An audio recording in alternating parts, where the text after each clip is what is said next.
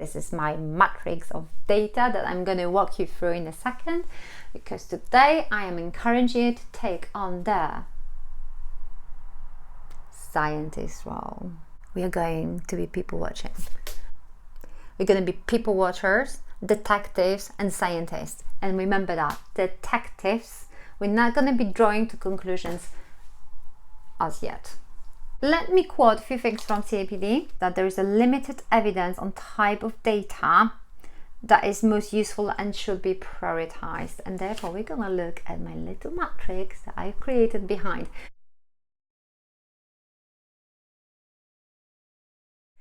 On this side, we have the workforce characteristics kind of data. So we may have some of them or all of them, but that typically is race, gender, age, sexual orientation, religion, disability, and things like that.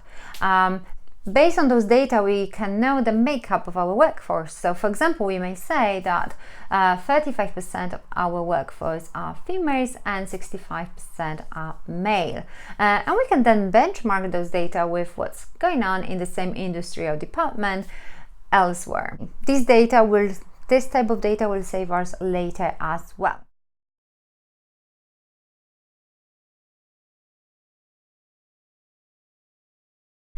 The next kind of data are offering more insight into how your employees may be feeling and what they may be thinking. And it's a mixture of quantitative and qualitative data. Going from the obvious ones, like engagement survey, when they basically tell you how they feel, and into something less obvious, like employee nominations awards. If you do have some, you may have a look into what your employees value in the colleagues and how they justify that. Now, how those two things relate to each other? So let's take the engagement survey. You may be looking at the engagement survey and come to a conclusion that everything is great because your eNPS score is high and everyone loves your company. But it is worth using the company characteristics data to see if there is any pain point, and then you may see that your eNPS score or other variables are significantly different to the majority of the data. Now let's have a look at the third type of data. The third type of data I would encourage you to look at are the KPI stars, or key performance indicators. Things like obviously finance, efficiency, innovation, how many new products we have, or how innovative our service is, customer feedback, eNPS, or any other form of feedback they can provide. Tenure, I can't say that, but how long employees are staying with us, anything about the employee life cycle, because there's a huge cost associated with that. Okay, so we have our three sets of data: our employee characteristics, our insight data, shall I say, and our KPIs. Now, what can we put on the bottom? Not on the bottom. Now, from the HR lenses, what can we put on the top? Let's see.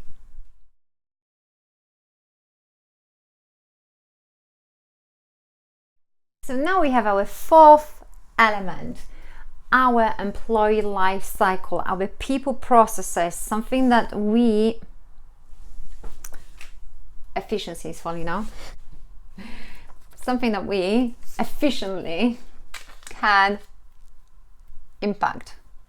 Appraisal is falling down. I'm going to use this as an example then. On the top, we have the processes that we can impact from the position of our role. So for example, in HR, that will be the employee life cycle. Things like recruitment, performance management, appraisal, talent management, reward, benefits, pay, and so on. Okay, all of this can feel overwhelming and you wouldn't know where to start. So start with what you have, evaluate and progress. An example, we are in December, so it's very likely that you are going to be looking at the appraisals. Let's assume that you do the performance management and that you do it in the traditional way, and I'm not going yet into my thoughts on the performance bonuses and pay. Okay, so let's say that you have performance management to look at.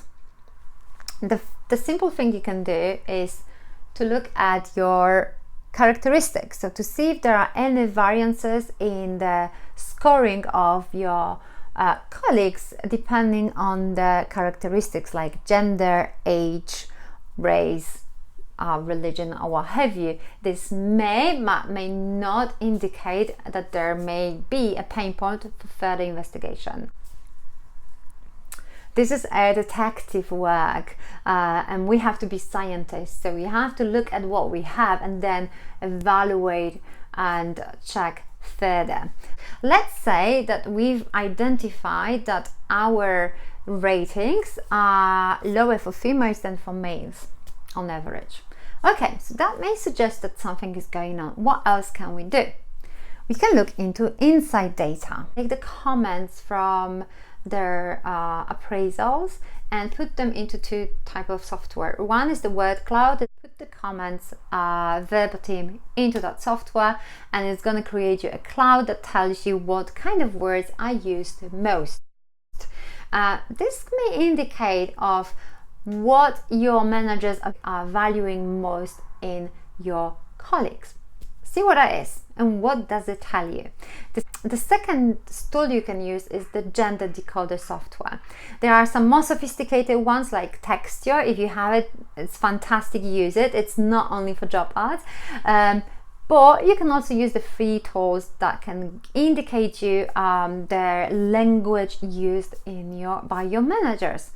And if we said in this example that females are scored less than the males, and then our gender decoder comments suggest that the language used by our managers is mainly strongly masculine, that can indicate again that there is a bias in place. It may be that the nature of the roles that you have require that strategic, dominant, assertive type of approach, and that's fantastic. But it may be that as an organization you talk about diversity and inclusion, we talk about how you want to create teams that collaborate and play to each other's strengths, and that you acknowledge that we're not equal. From that point of view, the strongly, either way, strongly masculine or strongly feminine, if it's not required by your job functions, may indicate that there is something more to break and to do, and that there is a bias in place. You may further support your work with the engagement survey and see if there are any indications there, and see how females were responding there with the career progressions and so on. But I'm jumping ahead. Let's stay with the performance. Just choose one or two KPIs that you know are part of the company strategy. So if you're really focusing on innovation, for example, and you know that that's something that's being mentioned in every possible communication from the company, as a HR professional with this access to this wonderful world of data, you can say, oh, we're supporting innovation, but have a look at this data. This data suggests that we mainly support one type of behaviors. We have to investigate further, but how about, well, that's the architect role. We're gonna move there. We're gonna get there. We're gonna get there. Hold the thought, okay? So, recap. We have our employee characteristics data like age, gender, race, and so on. We have our data that are source of insight and the qualitative information. And then we have our KPIs that we can all correlate and link in between each others. And then we have overlapping, in HR example, people processes, but if that's marketing, product development, you will have your own processes that overlap that as well, and obviously your own data. But I'm HR, so I'm doing HR. I'm doing HR. From the world of data, thank you very much, and see you tomorrow.